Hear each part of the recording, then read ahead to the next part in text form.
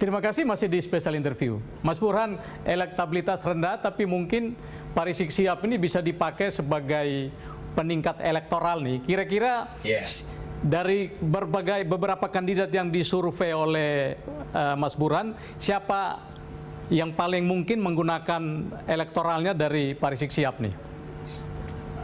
Ya, jadi Rizik Syihab per hari ini sulit untuk menjadi king, tetapi punya potensi menjadi kingmaker. Nah, kalau kita lihat per hari ini, sebenarnya mereka yang punya irisan ideologis yang sama dengan Rizik Syihab dan FPI itu sudah menjatuhkan pilihan ke Anies Baswedan. Jadi tanpa ada endorsement terbuka dari Rizik Syihab, basisnya itu sebenarnya sudah mendukung Anies Baswedan. Justru Anies Baswedan tidak akan mungkin menang kalau sekedar mengandalkan basis pendukung Rizik Syihab. Ya, jadi Anies Baswedan itu kalau pengen menang 2024 itu harus reach out, memilih di luar dari loyal base-nya yang notabene menjadi pendukung utama Rizik Syihab atau FPI. Jadi kalau pengen menang, dia harus mendekati basis pemilih Pak Jokowi, basis pemilih jauh, tanpa harus mendapatkan endorsement terbuka. Pada dasarnya basis Pak Rizik Syihab sudah memilih Anies Baswedan. Jadi pada titik ini, Bang Gladius, endorsement terbuka Rizik Syihab ke Anies Baswedan itu justru merugikan Anies Baswedan. karena ya, mereka yang ingin disasar oleh Anies Baswedan dalam rangka meningkatkan posisi tawar elektoralnya itu makin ilfil kalau Rizik Syihab secara terbuka mendukung Anies Baswedan. Karena bagaimanapun kan ini dua kelompok yang berbeda.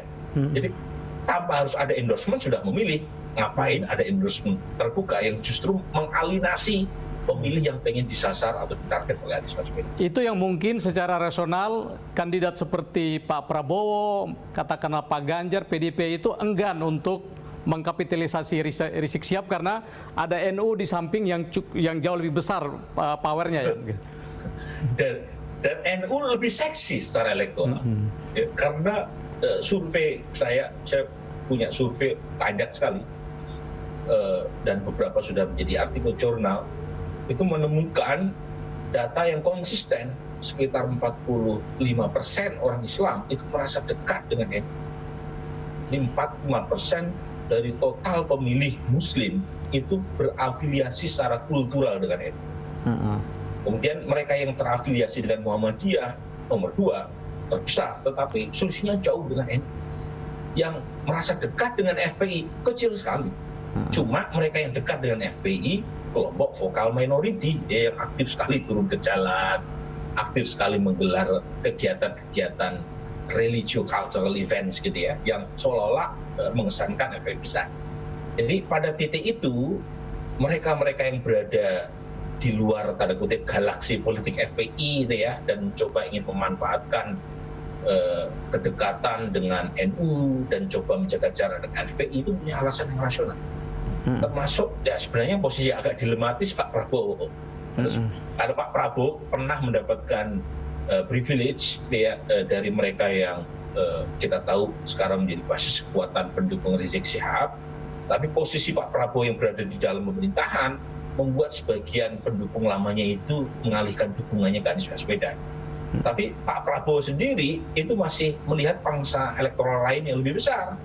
Ya, cuma masalahnya adalah Pak Prabowo sendiri sudah dianggap 2 kali mendapatkan tiket dari kendaraan tadi, dan itu membuat pemilih NU pun masih melihat-lihat apakah Pak Prabowo masih bisa gitu ya, diberikan kepercayaan untuk mendapatkan mandat demokratik warga NU. Itu dari survei yang dilakukan, dari figur yang ada Pak Ganjar, Pak Prabowo, Pak Anies, Pak Ridwan Kamil, itu mana yang menurut Mas Burhan itu akan memiliki tren yang akan naik terus? Nah, memang kita punya survei relatif reguler dan terus terang yang muncul sekarang ada 5 nama. Pertama adalah Ganjar Pranowo, kedua adalah Prabowo Subianto, ketiga adalah Anies Baswedan. Nah, 3 nama ini itu secara statistik tidak signifikan. Jadi perolehannya 18%, 17%, 16% buat ketiga nama yang saya sebut di awal tadi. Tetapi secara statistik sangat tidak signifikan. Jadi kita tidak tahu siapa yang akan punya potensi menang di 2024. Kemudian di papan kedua itu ada 2 nama lain. Pertama adalah Ridwan Kamil, kedua adalah Sandiaga Uno. Dan selisih antara Ridwan dengan Sandiaga Uno statistically insignificant, dan selisih 2 nama terakhir dibanding 3 nama di papan atas itu juga within reach, tidak terlalu jauh. Jadi 5 nama ini, tetapi dari 5 nama ini terus terang Pak Prabowo dalam posisi yang agak repot karena beliau sudah maksimal tingkat dikenalannya, kemudian saat yang sama sudah pernah bertanding dalam pentas elektoral 2014-2019. Jadi yang punya potensi naik itu 3 kepala daerah, ya, Ganjar, Ridwan, dan Anies, plus ada non kepala daerah yaitu Sandiaga Uno. Meskipun beliau ini tidak punya posisi publik, tetapi sebagai mantan calon wakil presiden berada di top 4 atau top 5 dan relatif mampu menjaga basis pendukungnya, bukan sesuatu yang mudah untuk seseorang yang punya jabatan publik. Jadi saya melihat 5 nama ini, tapi lebih khusus adalah mereka yang punya background kepala daerah. Apakah kasus korupsi yang menimpa Edi Prabowo ini akan menjadi penurun elektoral dari Pak Prabowo? Ya, itu juga disinyalir ya oleh mantan pimpinan Gerindra ya, Arief Biono. Dugaan saya punya efek ya, terhadap Pak Prabowo maupun Gerindra. Tapi sebesar apa efeknya itu kita harus cek lagi melalui survei pasca kejadian kemarin ya, karena terus terang ya, ini belum kami survei. Tetapi jelas ada efeknya, tetapi yang belum bisa saya pastikan adalah seberapa besar efeknya, baik pada Prabowo atau kepada Gerindra. Nah, sebelum kejadian ini kan Gerindra relatif memainkan politik 2 kaki yang pintar ya. Pertama, dia masuk ke dalam pemerintahan, mendapatkan insentifnya sebagai partai pemerintahan, masuk persoalan yang justru menimbulkan masalah karena terkait dengan perburuan rente yang membuat Pak Edi Prabowo terkena kasus.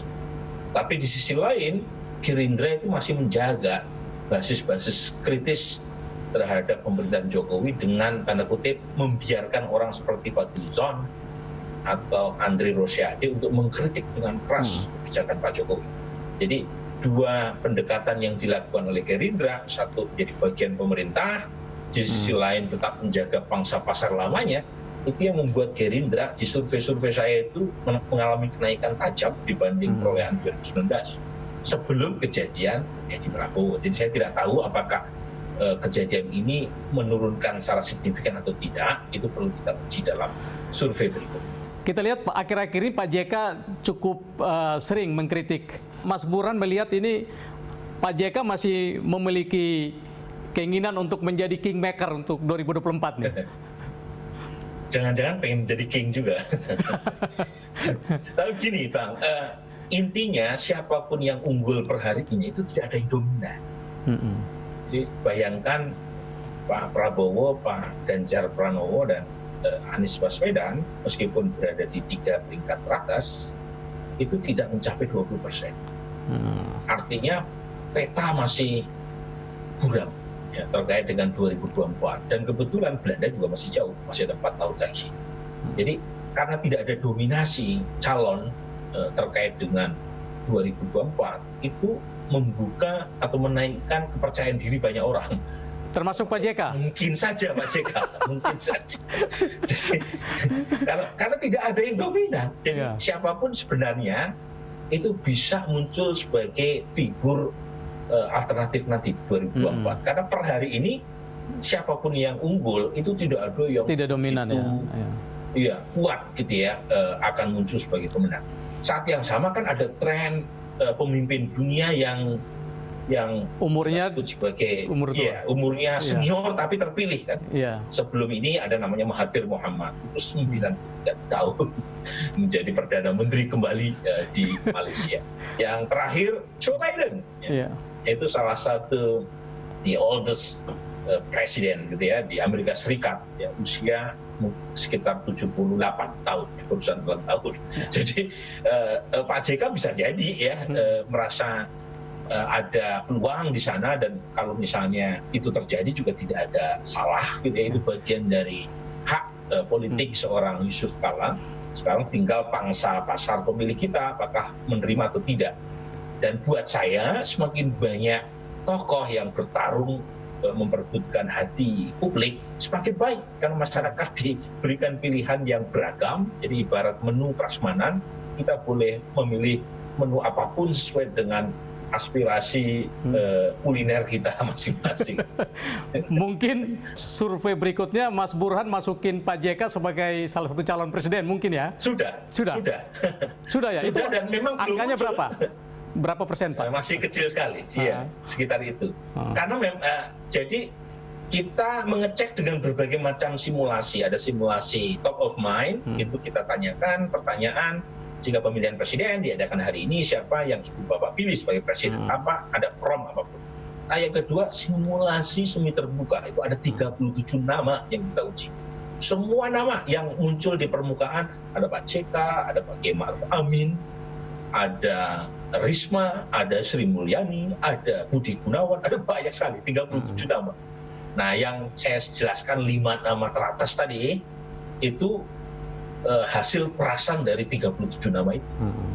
Nah, jadi kita kerucutkan, ada yang pakai simulasi tertutup ya, tetap saja polanya tidak berubah. 5 nama tadi, Ganjar, Prabowo, Anies, Sandi, Emil yang berada di peringkat lebih tinggi ketimbang nama-nama yang lain. Tetapi kan itu fenomena sebelum Pak JK belakangan aktif ya, mengomentari persoalan politik ya.